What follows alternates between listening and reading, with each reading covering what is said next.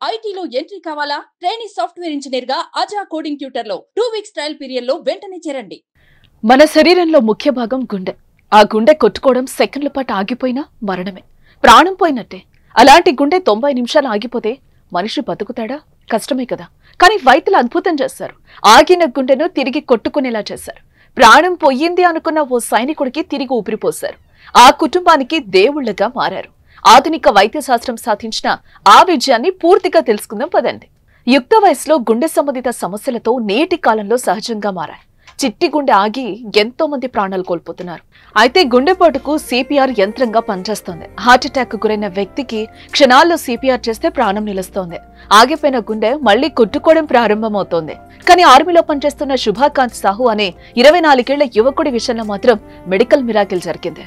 గత నెల 1వ తేదీన అనారోగ్య సమస్యలతో భువనేశ్వర్లోని ఎయిమ్స్ లో శుభాకాంత్ సాహు అడ్మిట్ అయ్యాడు. ఆసుపత్రికి చేరుకున్న కొద్దిసేపటికే ఆయన గుండె పనిచేయడం ఆగిపోయింది. దీంతో వెంటనే అలర్ట్ అయిన వైద్యులు సిపిఆర్ ను నిర్వహించారు. ఏకంగా 40 నిమిషాల పాటు సిపిఆర్ చేసినా ఫలితం దక్కలేదు. కానీ వైద్యులు మాత్రం అతడి ప్రాణాలను కాపాడేందుకు ప్రయత్నాలను విశ్రమించకుండా మరో ప్రయత్నంగా సిపిఆర్ అనే ప్రత్యేకమైన వైద్య విధానాన్ని అమలు చేశారు. పలు చర్చల తర్వాత డాక్టర్ హరా నేతృత్వంలోని బృందం ఎక్మోతో చికిత్స ప్రారంభించింది. ఇలా 90 నిమిషాల ప్రయత్నం తర్వాత గుండె తిరిగి కొట్టుకోవడం ప్రారంభమైంది.